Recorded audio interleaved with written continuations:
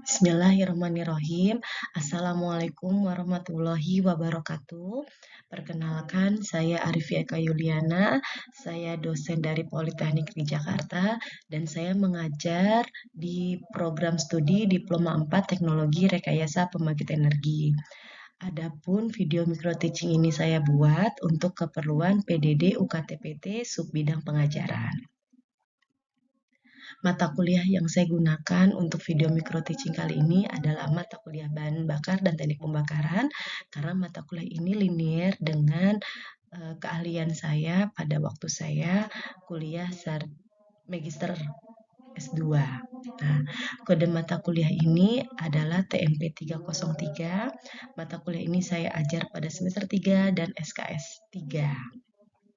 Adapun deskripsi dari mata kuliah ini adalah mata kuliah ini membahas ruang lingkup, materi bahan bakar, dan teknik pembakaran, yang mana meliputi proses pembakaran berdasarkan reaksi kimia, fenomena nyala api stabil dan tidak stabil, karakteristik bahan bakar cair, padat, dan gas, serta mekanisme bagaimana pembakaran untuk 3 jenis zat tersebut, dan melakukan proses perhitungan kimia pembakaran untuk bahan bakar fosil dan terbarukan. Adapun capaian pembelajaran pada mata kuliah ini yakni mahasiswa mampu melakukan proses penjabaran terkait dengan konsep-konsep pembakaran dengan berbagai macam jenis bahan bakar untuk industri pembangkit termal khususnya. Adapun kemampuan akhir yang diharapkan pada submateri ini adalah mahasiswa mampu melakukan proses penjabaran pada karakteristik bahan bakar khususnya jenis padat. Adapun metode pembelajaran yang saya gunakan, yakni metode pembelajaran secara bauran, mengkombinasikan secara online dan tatap muka. Metodenya berasal dari studi kasus. Media yang saya gunakan ketika proses pembelajaran ada laptop, LCD, dan proyektor. Dan sumber belajar yang saya sudah simpan ada di elearning.pnj.ac.id. Adapun metode penilaian yang saya buat untuk mata kuliah ini ada aktivitas partisipasi 20%, ada hasil proyek 30%, ada kognitif pengetahuan tugas 10%, dan ada kognitif pengetahuan UTS 10%, dan ada kognitif pengetahuan UAS 30%. Izinkan saya setelah slide ini akan memulai video micro teaching saya. Assalamualaikum warahmatullahi wabarakatuh. Apa kabar teman-teman semua di sini? Baik, alhamdulillah. Terima kasih ya untuk semangatnya yang sudah ikut hadir dalam kegiatan perkuliahan pekan keempat pada hari ini ya teman-teman ya. Ya, sebelum kita memulai kegiatan perkuliahan kita agar dilancarkan, dimudahkan, dan mendapatkan keberkahan, oleh karena itu seperti biasa kita mulai dengan doa ya. Silakan doa dipimpin oleh Ketua Kelas Gilang. Bismillahirrahmanirrahim. Rabbi zidni ilman warzuqni fahman. Rabbi sodri wa yassir amri wahtam lisani yafqahu qawli. Amin ya rabbal alamin. Baik, terima kasih ya Gilang sudah memimpin doa untuk Bu Arifia dan teman-teman semua di sini. Ya, teman-teman, untuk pekan keempat ini Bu Arifia melakukan proses pembelajaran secara tatap muka ya, tatap maya, mohon maaf, atau secara daring dalam jaringan. Semoga semangatnya tidak kalah seperti kita melakukan proses pembelajaran secara tatap muka atau luar jaringan ya. Oke, nah sebelum Bu Arifia masuk ke materi pekan keempat pada hari ini, alangkah baiknya Bu Arifia mereview dulu ya teman-teman ya. Mereview materi yang sudah kita pelajari di pekan ketiga. Nah, pekan ketiga minggu lalu ya, kita belajar tentang apa teman-teman? Ada yang masih ingat gak? Ya betul, karena tertampil ya di layar tentang fenomena nyala api stabil dan tidak stabil. Oke, izinkan Bu Arifia bertanya sedikit ya teman-teman ya. Oke, kira-kira fenomena api mana yang kita harapkan teman-teman pada saat proses pembakaran? Ya betul, kita inginnya mendapatkan fenomena nyala api yang stabil ya.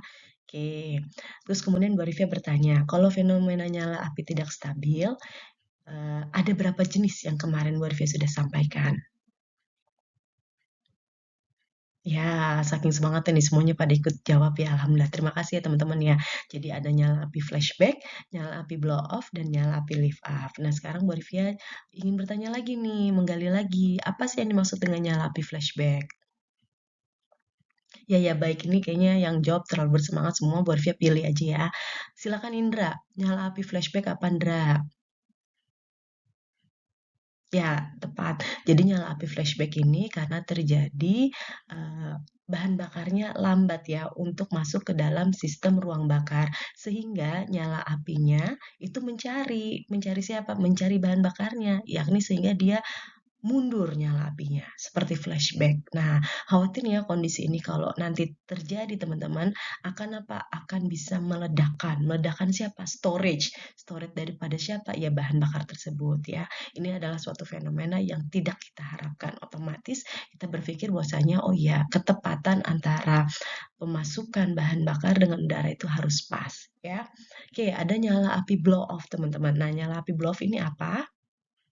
Mungkin, Rizky. Nah, Rizky silakan Rizky, nyala api blow off. Ya betul, jadi nyala api blow off ini kecepatan daripada udara itu lebih cepat ya daripada bahan bakar. Nah, memang kita membutuhkan udara lebih atau udara excess air, tapi tadi udara lebih atau excess air tadi harus pas dalam proses persentasenya, sehingga apa? Api itu tidak mati atau tidak padam. Oke, terima kasih. Kalau nyala api lift up, ya, nyala api lift up itu adalah nyala api yang melayang ya teman-teman ya. Kalau blow off tadi nyala apinya itu sampai padam atau tidak ada. Nah, kalau nyala api lift up ini dia bisa loncat atau melayang. Nah, khawatir kita adalah apa? Nyala api lift up ini loncat ke daerah atau tempat pembakaran yang tidak seharusnya. Nah, yang mana di situ mungkin ada potensi bahaya ya untuk terjadi proses kebakaran seperti itu. Nah, ini tiga hal fenomena nyala api tidak stabil ini harapan kita ketika kita melakukan proses pembakaran itu tidak terjadi ya. Oke, baik. Teman-teman sudah alhamdulillah menguasai ya sehingga Bu Arifia bisa lanjut untuk mekanisme pembakaran bahan bakar jenis padat. Nah, di mekanisme pembakaran jenis padat ini nanti Bu Arifia akan sampaikan karakteristiknya, mekanisme pembakarannya, contoh bahan bakar daripada bahan bakar padat dan bagaimana mekanisme serta dampak dari pembakaran bahan bakar padat yang contoh tadi Bu Rifi akan sampaikan yakni batu bara ya. Oke. Nah, teman-teman bisa lihat di sini. Nah, waktu mata kuliah energi primer tuh pada saat teman-teman semester 1 ya, Bu Arifia sudah sempat menyinggung. Nah, kalau sudah sempat menyinggung artinya apa? Teman-teman di sini harusnya paham nih ketika melihat gambar ini. Gambar yang warna batu hitam ini apa teman-teman? Ya, betul, batu bara ya. Jadi batu bara ini identik dengan warna hitam pekat seperti itu. Adapun memang coklat, tapi coklat itu untuk kadar-kadar yang rendah. Nah, kalau udah hitam pekat ini biasanya yang akan kita gunakan tuh untuk proses pembakaran selanjutnya, ya. Mungkin kalau yang di sini nih, yang ada warna apa namanya, batuannya tuh agak warna-warna coklat. Terus kemudian ada tanda sign-nya itu adalah daun-daun. Nah, kira-kira apa nih teman-teman? Oke, ini adalah bahan bakar dari terbarukan ya, yakni contohnya adalah biopelet. Nah, ini mungkin agak asing tapi nggak apa-apa. Insya Allah nanti akan Bu Arifia coba sampaikan dan kita akan coba melakukan proses pembakaran bahan bakar biopelet ini ya. Oke. Nah, adapun bahan bakar padat yang harus Bu Arifia sampaikan karena kenapa? Bahan bakar padat ini nanti berelasi untuk mata kuliah di semester 4 teman-teman. Insya Allah nanti kalau ketemu lagi dengan Bu Arifia ya, ada mata kuliah di semester 4 itu yakni boiler dan HRSG. Nah, boiler dan HRSG ini khususnya di boiler yang mana notabene di Indonesia itu masih menggunakan mayoritas bahan bakar padat yakni dari batu bara itu sendiri. Jadi bahan bakar padat ini sangat berelasi untuk mata kuliah di semester depan ya. Semoga teman-teman semua di sini lulus dan kita ketemu lagi ya. Semangat lah ya, semangat ya. Oke. Nah, bahan bakar padat ini sudah disampaikan sama Bu Arifia digunakan untuk proses pembakaran nih teman-teman. Di sini ada nyala api ya. Nah, nyala api ini akibat dari fenomena apa? Pembakaran antara bahan bakar padat yang Bu Arifia dulu sempat ceritakan ya dengan udara. Nah, yang ada di waktu materi pertama tuh teman-teman, di pekan yang pertama. Jadi untuk syarat terjadinya proses pembakaran itu harus ada 3 kan? Ada bahan bakarnya, yakni bahan bakar padat, ada udaranya, dan ada sumber pemanasnya. Sehingga dari proses pembakaran ini kita akan menghasilkan nilai kalor atau panas yang mana akan dimanfaatkan untuk step selanjutnya. Ya, nah, harapan kita sebenarnya apa teman-teman? Next-nya proses pembakaran itu sudah melakukan yang namanya double firing. Nah, double firing ini istilah untuk apa? Kombinasi dari bahan bakar fosil yakni bahan bakar padat tadi dan bahan bakar dari terbarukan. Misalnya ada biopelet dari hasil sisa-sisa tumbuhan atau tanaman seperti itu. Ya, nah untuk kita mengetahui bahwasanya batu bara ini bagus atau tidak bagus itu kan kita nggak bisa lihat ya teman-teman ya. Yang bisa kita lakukan adalah apa? Kita menguji. Nah, menguji seminimal mungkin dari karakteristik jenis bahan bakar tersebut. Nah, untuk bahan bakar padat, Bu Arifia, fokuskan untuk analisa proximate dan analisa ultimate. Jadi ini adalah apa? Hukumnya wajib ya teman-teman ya. Hukumnya wajib kita mengetahui supaya apa? Tadi dengan dua hal ini kita bisa memprediksi, melihat bahwasanya batu bara kita ini jenisnya seperti apa sih? Nah, gitu. Nah, analisa proximate ini digunakan untuk menganalisa ada kandungan air, kandungan volatil, fixed karbon, dan abu. Nah, kalau analisa ultimate ada kita melihat senyawa-senyawa dengan persentase daripada siapa? Karbon, hidrogen, nitrogen, sulfur, serta oksigen. Ya. Oke, nah pengujian kadar air teman-teman, pengujian kadar air ingat bagian dari analisa proximate. Nah, di kadar air ini ternyata ada dua kategori, yakni ada free moisture dan ada inherent moisture. Apa perbedaannya? Jadi kalau kadar air bebas atau free moisture itu berdasarkan kenapa? Karena kondisi tambangnya dan keadaan udara pada saat proses penyimpanan batu bara itu sendiri. Karena kan batu bara itu jumlahnya sangat banyak sekali ya teman-teman ya. Jadi nggak mungkin kita punya ruangan khusus atau storage khusus yang mana bisa menampung daripada batu bara. Sehingga tadi bahan bakar kita itu misalnya batu bara tadi teman-teman ada bisa timbul yang namanya apa? Air dan macam sebagainya. Dan kalau yang inherent artinya apa? Dia sudah terperangkap. Jadi kondisinya itu memang sudah ada sebelum ditambahkan dengan kondisi air secara bebas. Ya, mungkin pada kesempatan kali ini ada yang mau bertanya terlebih dahulu, teman-teman? Iya, Sam, silahkan.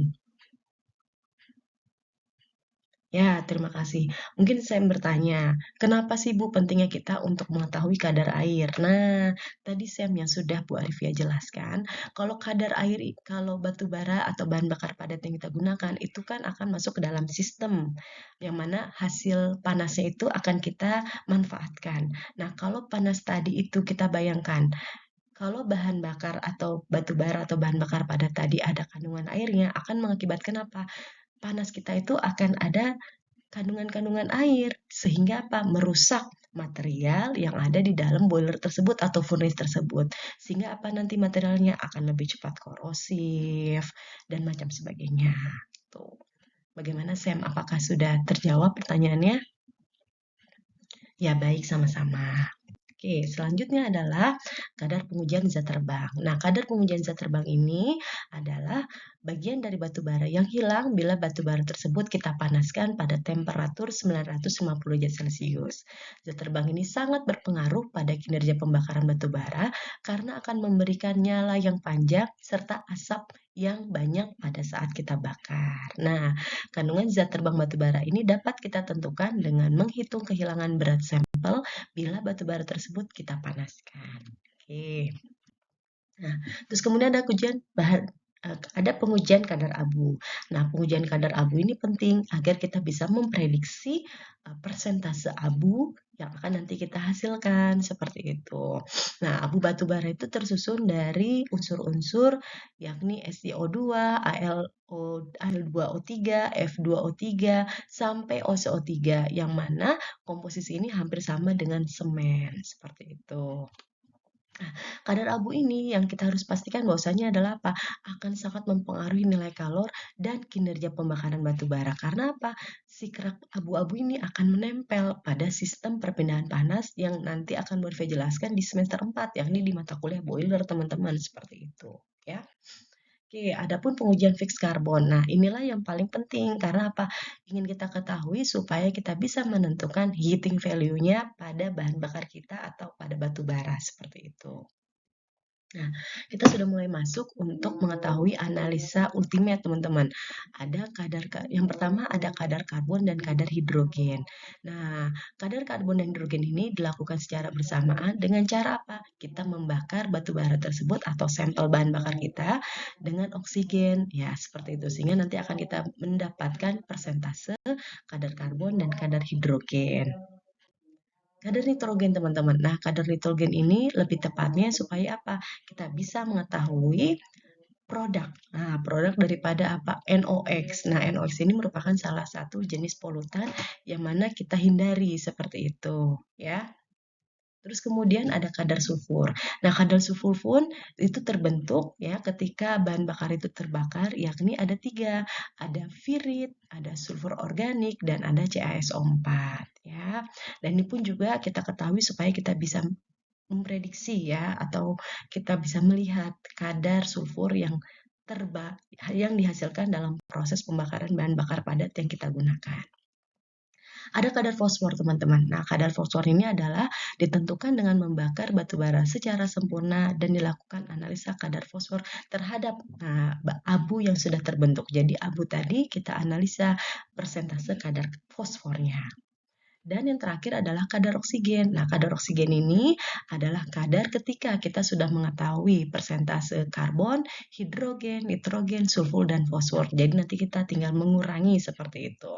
Tapi ada pun pengujian yang mana analisa ultimate itu hanya mengetahui kadar karbon, hidrogen, sulfur, dan oksigen. Karena kenapa? Kandungan nitrogen dan fosfor itu harapan kita itu sedikit sehingga bisa diabaikan seperti itu, ya. Ada yang mau tanya dulu sampai sini tentang analisa ultimate?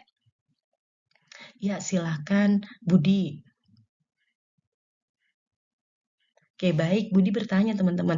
Jadi yang perlu persentase kadar paling besar itu pada sebuah bahan bakar padat itu apa? Nah, pertanyaan yang bagus nih, Budi.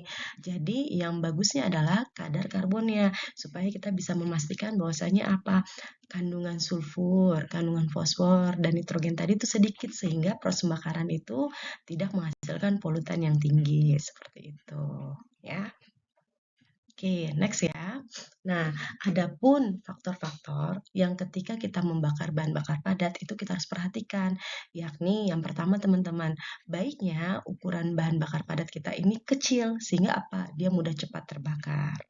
Adanya kecepatan aliran udara. Ingat, kita perlu excess air dalam proses pembakaran bahan bakar padat ini. Tetapi tadi tidak boleh berlebihan, sehingga nyala api tadi nantinya khawatirnya bisa padam. Nah, terus kemudian yang paling penting adalah apa? Si jenis bahan bakarnya. Kita harus memilih. Jangan sampai kandungan air, kandungan kelembaban pada si bahan bakar tersebut dia tinggi. Dan yang terakhir adalah temperatur udara pembakaran. Artinya apa? Temperatur ruang bakar itu harus kita jaga stabil supaya apa? Cepat tuh proses pembakaran dengan udara yang masuk seperti itu. Sehingga menghasilkan yang namanya apa? Fenomena nyala api.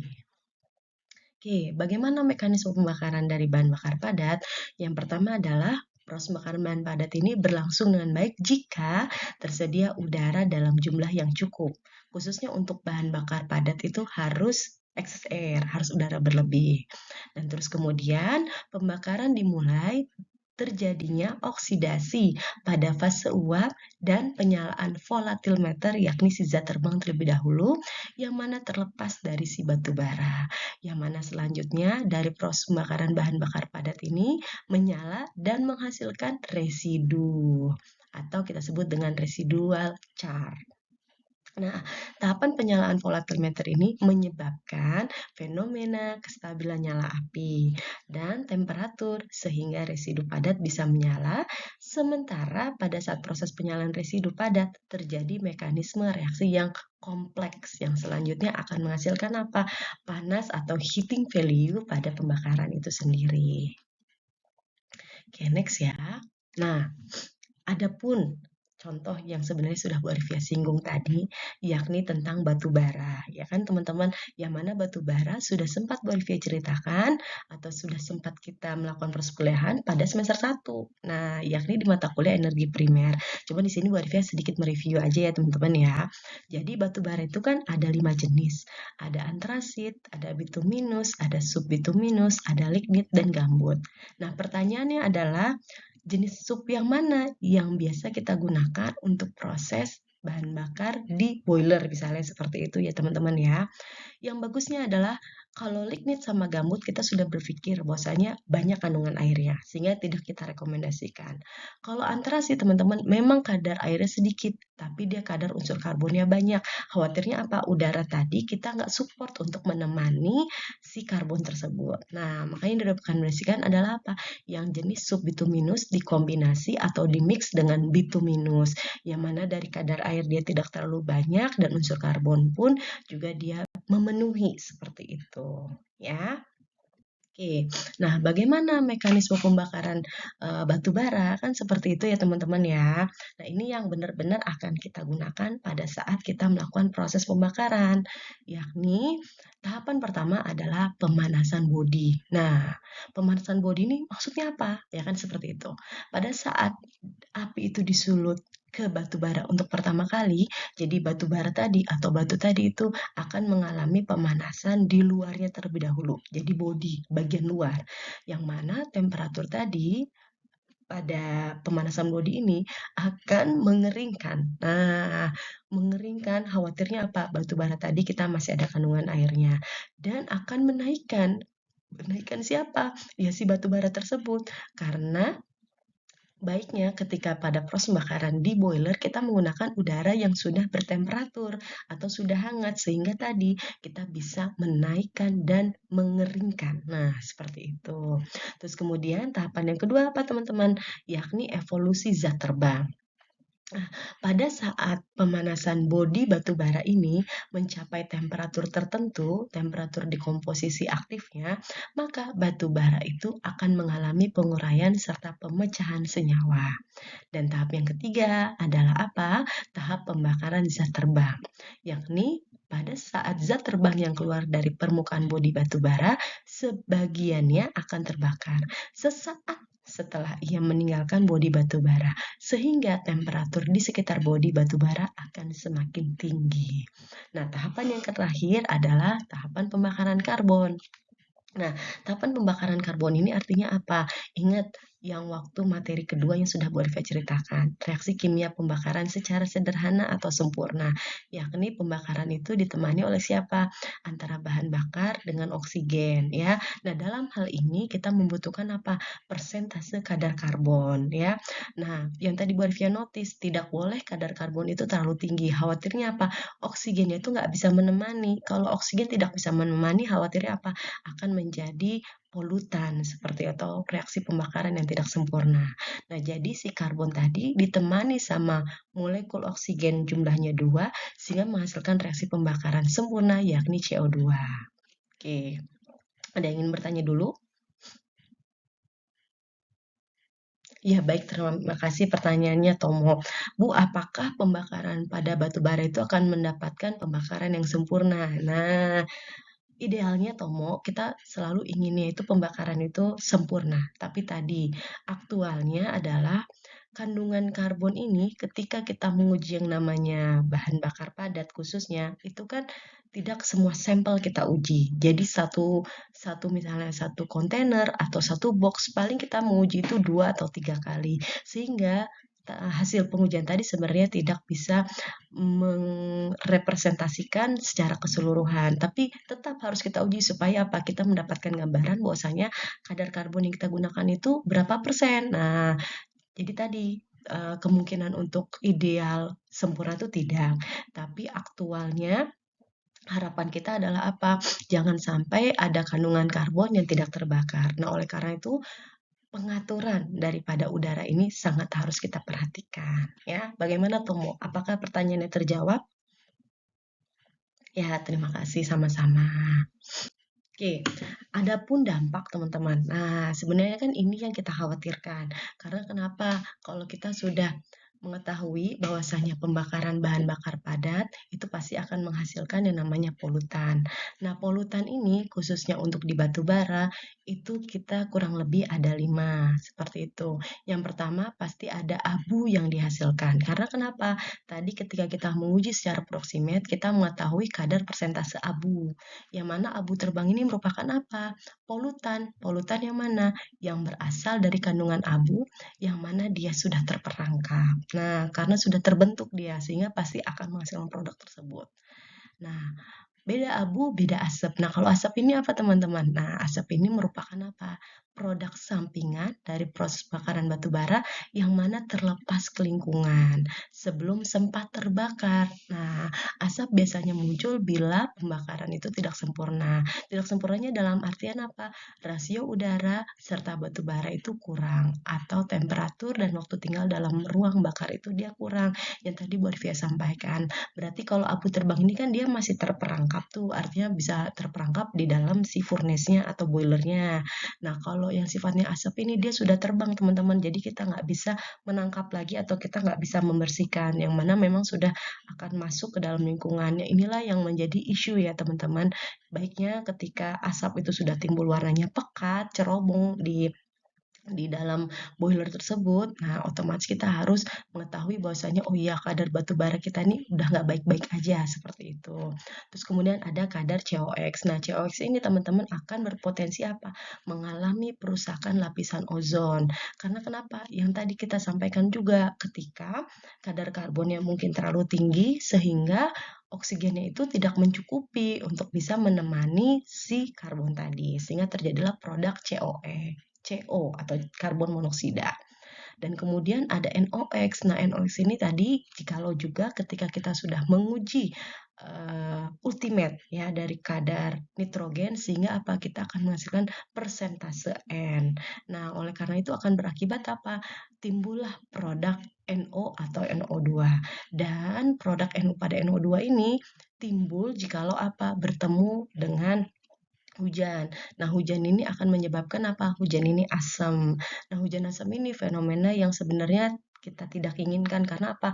Dia bisa merusak yang namanya sebuah material ya teman-teman ya. Jadi material misalnya lebih cepat kayak misalnya pagar-pagar di daerah pembangkit atau material-material logam. Biasanya nanti timbul yang namanya fenomena warna kuning, nanti lama-lama bolong. Nah, itu ternyata karena produk hujan asam ya. Oke, terus kemudian yang terakhir ada SOX. Nah, SOX ini tergantung daripada apa? SO2 dan SO3. Masih sama pada kandungan batu bara lagi.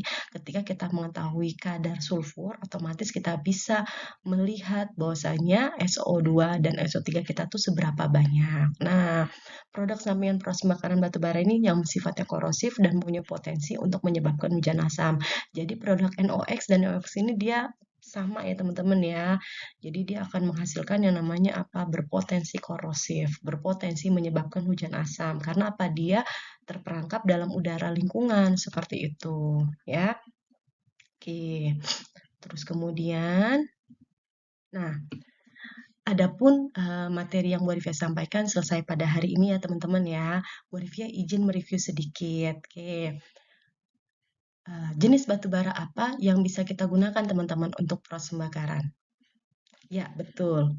Batu bara jenisnya subbituminous atau bituminous. Kedua, kadar senyawa apa yang paling banyak yang kita gunakan atau kita ketahui dalam bahan bakar padat?